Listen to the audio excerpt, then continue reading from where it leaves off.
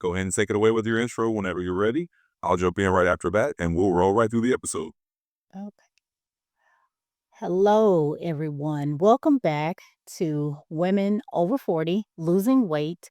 I'm your host, Dr. Kisha Pickford, a nurse practitioner and a holistic weight loss coach. And I'm your partner on this midlife wellness journey. If you're a woman in your 40s, your 50s, or 60s trying to lose weight and wondering why the old methods don't work anymore, today's episode is for you. So, today we're talking about why weight loss gets harder after 40, and more importantly, what can you do right now to make it easier, more effective, and to make it last more sustainable. Hey, Jay, what's your thoughts? Well, that was a fantastic intro, Keisha. I think you set the stage perfectly. You sound confident and welcoming, and I love how you're framing it for women in midlife. So let's dive right in. Let's get into why those changes happen after 40 and what everyone listening can do about it. You're doing great, so let's keep rolling. Okay. All right. Well, I was thinking, after I turned 40, and especially during the last decade, well, I'm now in my 50s, I noticed that my body was changing in ways that nobody really warned me about. Even being around my mom, my aunts, I looked at them. Shoot, I kind of laughed often about some of the things that they would say, not realizing that I've got to go that path too. The bones aching when you get up from a seat, having sleepless nights, hot sweats, hearing all that throughout my time growing up. And now I'm at this age or stage that I used to hear my mom and my aunts talk about. And it's just like, wow, okay, I shouldn't have been laughing. I should have been paying attention. And so, a lot of women come into um, this decade as well, probably with some of the same thoughts that I have. Was not paying attention to mom and them, and should have listened and learned some things. Now, I don't know. I'm in that age too where they really did not talk or say a whole lot. We heard them and we laughed and joked with them. But as time has gone on, research is better. Um, we know a lot more about women's health, and so there are some things that need to be taught to a lot of women. Being healthcare, I think that I have positioned myself now to help a lot of women um, know that these changes are there and how we can maneuver and change things in our lives to do it a little bit better so we can see that lasting weight loss, better health, better outcomes, for our well-being. Absolutely, Keisha. And that's such a relatable story. You've really got the nail on the head. So many women just never got the heads up on how different things become. And now you're turning that into a way to help others, which is amazing. So let's keep going and diving into some of those changes you mentioned, like metabolism and hormones, so we can give everyone listening some real insights. Yeah, yeah. In that last episode, I had mentioned, looking at a graduation picture of myself and, had been so busy and just didn't realize, how much I was changing or had changed. And I had, a revelation. My friend, she snapped those photos and wanted to share them with everybody, about me being becoming Dr. Keisha Pickford, but I said, "No, please don't show those pictures ever to anybody." I was just so embarrassed and so ashamed and really didn't share that day with anybody, other than my, close friend who went to my graduation with me, and, really kept that part of my life silent. So, um, you know, which is something I think a lot of women do when we feel we're at a road where we don't just feel the best or feel the most proud. So, talking about those changes that, come when we become 40 and 50 and 60 years old, I think this is going to be a good topic to address over these next few moments. Absolutely. And thank you for sharing that personal side, Keisha. It's so true that a lot of women keep those feelings to themselves, and it's powerful to talk about it openly. So let's definitely get into those changes, the metabolism shifts, the hormone shifts, Mhm. and give everyone listening some real strategies they can use. Let's tap into that next. Okay. All right. So first, let's talk about, just why does it get harder to get the weight off or to get that good wellness or health that we need after turning age 40?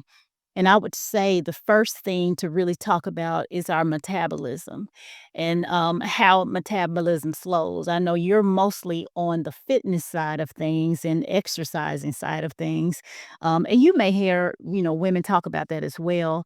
Um, I like to, on my side, which is the coaching and the holistic nutrition portion, I tend to tell women, a lot of times after 40, we start to lose a lot of muscle. And really, this kind of begins in our age, in our 30s, that decade of 30s. If we're not as active as we should be, a lot of women can actually see a lot of muscle loss. Um, as much as 3 to 8% of losing muscle that begins, in our 30s. And, the less muscle that we have, the slower our metabolism becomes. And, the same routines that we tried in our 20s, in our 30s, they simply hit a little bit different when we get past 40.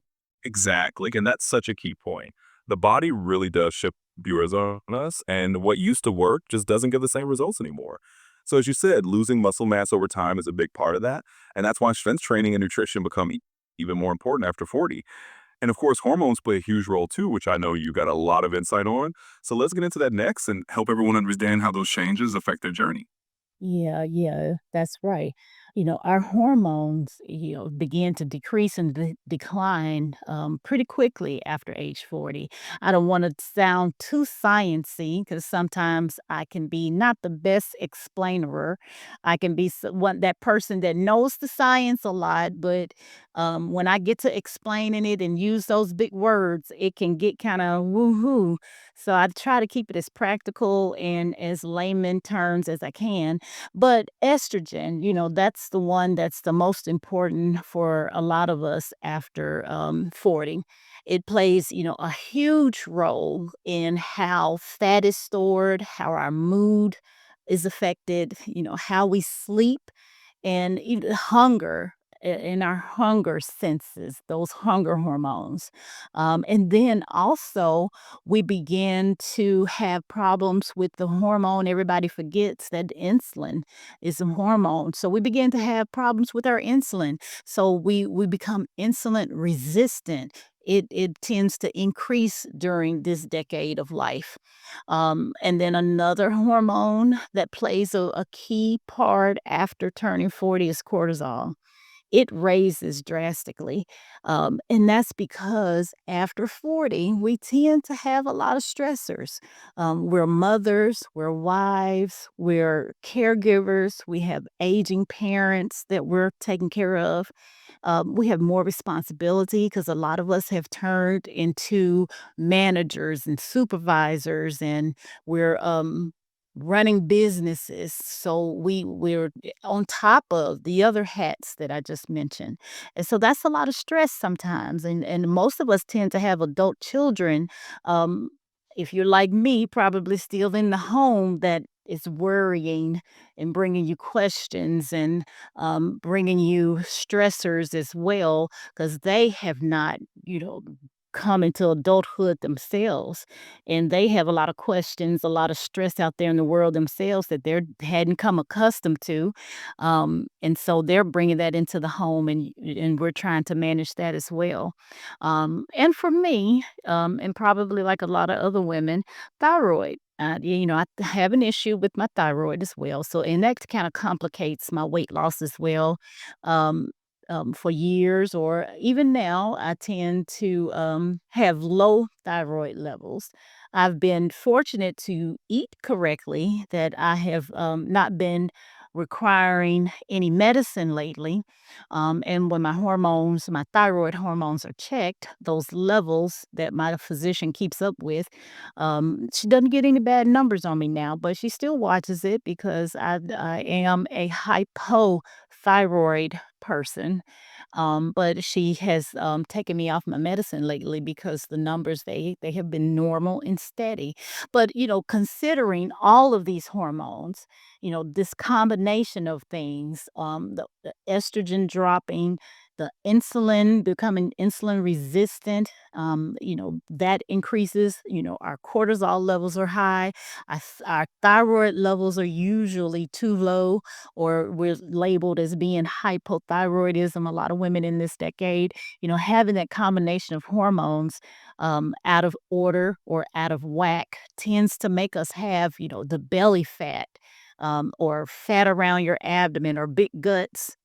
Makes us have cravings that we can't control, or just, that constant food noise of thinking that you need something to calm yourself or help your nerves. And then being exhausted and so tired, even after sometimes you think you've gotten enough rest. And then of course, we see the issues with the slower weight loss, which I am trying to tackle myself and help others. It all compounds and works against us. And so we really have to be careful during this time, because all of this is extremely common after or the age of 40, or during that the 40s or 50s and 60s. It's really common to see all of this. Absolutely. Now, you explained that beautifully, Keisha. You kept it clear and down to earth, and I think a lot of women listening are gonna have that aha moment. They'll realize that it's not just them, it's these natural changes happening in their bodies. And like you said, once we understand what's going on, we can tackle it more effectively. So let's move on to some solutions and talk about what they can do to manage these changes and start feeling better. Yeah, yeah. See, I think, before we move to the solutions, let's just quickly talk about, some of the old things or the old strategies that just are not working. I think a lot of people still tend to do these things which, are backfiring or not making us see those results. So I just briefly want to just mention just a few of them before we get into the solutions. And if you've seen some of these as well with, some of the people or you encounter as being a fitness expert, you may agree or add a few more on as well. Absolutely, let's do that. It's a great idea to highlight some of those old strategies that just don't cut it anymore. I know you've seen it on the nutrition side, and I've definitely seen it on the fitness side. So let's quickly list out a few of those pitfalls, and then we'll jump right into the solutions so that everyone listening can walk away with a clear plan. Okay. All right. So the one that I hear a lot of women that I encounter or who come along in my coaching business is that, they're eating too little, not, like birds and, little bitty plates, little petite plates. And I'm like, no, that's not what you're supposed to be doing. And so they're cutting out too many calories. And they're cutting when they do cut these calories, they cut out too many carbs. And some people I've encountered have just cut them out completely. And I'm like, no, you need carbs as well, that, they function or have a function in the body as well. We just have to choose the right carbohydrates and not cut them all away. And then, some people are starving all day. And then I hear, I'm in the refrigerator late at night and I'm eating, eating, eating, not really getting as much sleep. I may lay down a few hours and I'm back at the refrigerator again. But during the day, not really eating anything when they can, actually have the energy to kind of, balance things out as you eat, you're moving. Um, but they're, doing that late night eating. And another issue that I hear a lot of times is, they're doing long um, hour hours of cardio instead of strength training. We still have that. Some women think that they're going to gain muscle if they lift a weight, a barbell, dumbbells. resistance, any kind of resistance training. Some people still think that they may end up looking like Arnold Schwarzenegger. I'm like, no, you will not. You won't. You just have to lift the right way, or the right amount. But no, we really need more strength training actually than we do cardio. But I still hear some of the ladies that, come to me, I'm doing hour-long treadmill workouts, I'm riding the bike, I'm walking, an hour at the park. I'm like, that's too much. And then detoxes. I hear a lot of women still going through detoxes, which sometimes detoxes can be good, it's on an occasion, but I hear a lot of women will actually do a detox. And I had one client just didn't get off the detox, just kept doing the detox diet the whole time, expecting more weight loss. And when we went through what she was doing and what she was eating, she was actually stressing her system more and causing more inflammation, causing her body not to respond for weight loss. And so doing, an extreme amount of detoxing can be harmful and not productive for the body at all. And then, trying to outwork the weight scale. We get on the scale, we see a pound or 2. I'm guilty too. And, for sure, back in my early 40s, see that I've gained like an extra 2, 3, 4, or 5 pounds for the week. And here I go to the gym and trying to um, burn it off and trying to outwork the scale and what I've seen. And really, we need to realize that those things do not work for us anymore. And we should change for sure. We've got to change. Absolutely no problem at all. So let me just say that again. Let's go ahead and transition into the solutions. We'll talk about what to do instead of those strategies and how to get the results everyone's looking for. Let's dive into that. Okay. All right. So, what do we want to do? Those on those old strategies that I talked about.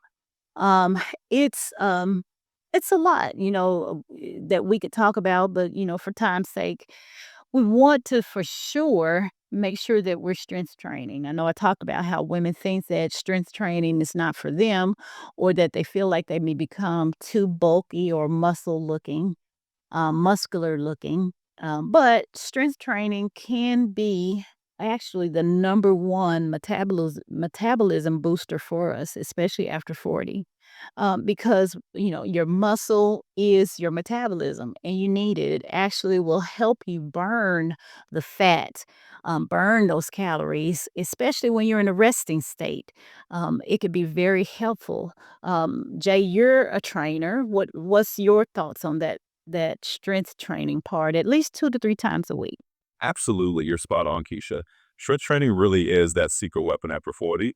It's not about getting bulky at all. It's about building lean muscle that keeps your metabolism humming. And like you said, it's one of the best ways to support your body as it changes. So a couple sessions a week can make a huge difference. And of course, we'll add in some balanced nutrition and stress management as well. So let's dive into those next steps. Yes, yes. So, you mentioned nutrition. So eating, for your hormone and your blood sugar, actually eating to balance the system. So what does that mean? That actually means that we must have protein at every meal. We must include our healthy fats, and greens and fiber. Those are those carbohydrates that I've been talking about, that you still need carbohydrates. You should not cut them all out. You cut out the bad ones, but there's still good carbohydrates that we need to include in our diet. And then we want to make sure that, we do this at each meal, whether it's a snack, whether it's a full meal. You've got to do this every time, because those balanced plates at every meal will actually keep you full, surprisingly, and you won't be starving. Um, Either you will, if you balance the plate with all three of these, you will actually be satisfied and you will reach that level of satiety, and not be starving and craving for other things that we actually do not need to put into our diet. Exactly. That's such a powerful approach. And it really is about that balance. When you're giving your body the right nutrients, the protein, the healthy fats, the fiber, you're keeping everything stable. And that means fewer cravings, more energy, and just feeling more satisfied. So that's a perfect strategy. And now we can add on that last piece you mentioned earlier, which is managing stress, because that's really the final piece of the puzzle. Let's talk about that next. Right. Yeah. So stress. If anybody knows stress, I know stress. Working in the emergency room for the last 20 plus years, I know a lot of stress. And before then, being a trauma healthcare provider, stress is really high. And then being a single parent, stress is really high as well. So stress, it plays a lot and takes a lot, out of us and plays hard on our body, and so we definitely need to manage it. We need to manage stress like our lives depend on it, because our weight, especially belly fat, it absolutely does, and that's where the cortisol comes into play. High stress equals high cortisol levels equals high belly fat circumferences, meaning we can't button up that shirt, we can't put that belt around our waist, or that dress we used to look cute in is just not happening anymore. And how do we do that? You manage it by getting enough sleep, managing your boundaries. It's okay to say no. It's okay to let go. Doing breath work or breathing exercises. I know I do this quite often, coming out of patients' rooms. I will admit sometimes I'm stressed when I hear some of the things that I hear going in and out of patients' rooms. And, just soon as I come out and close that door, to go back to the desk to chart or whatever I have to do, I do some breath work. I take 2, 3, 4, sometimes 10 breaths. But then, just to calm myself and then get back into the game and, of course, help the person out. But a lot of times, that really works. It calms my nerves. It doesn't, I don't reach for something that, I probably don't need, because if you're work where I work, in a facility where food and candy, snacks are always available, because, doctors and patients, they're always bringing stuff, because we're helping others and they bring us all kinds of snacks or whatever. But the breath work really helps. And then sometimes I may take a walk. Now, we do have a trail around the hospital. I don't do a trail walk, but I may just walk the halls, or, walk around up to the cafeteria and back, or maybe walk up to the gift shop and back, or walk up to the inpatient pharmacy and back, just to get away for just 1 to 5, sometimes maybe 10 minutes. But just reducing my overall stress, or reducing your overall stress and overwhelm. Just find something that you can go to. Absolutely, Keisha, and I love those practical tips. It's really all about finding these small ways to bring your stress levels down and give yourself a breather. Whether it's breath work, a short walk, or just setting those boundaries and saying no, it all helps keep that cortisol in check. And by managing stress, you're really helping your body find that balance again. So these are all fantastic strategies. And now we've given everyone a full picture of what to do. So let's wrap up this episode and give them a nice closing message. Let's go ahead and do that.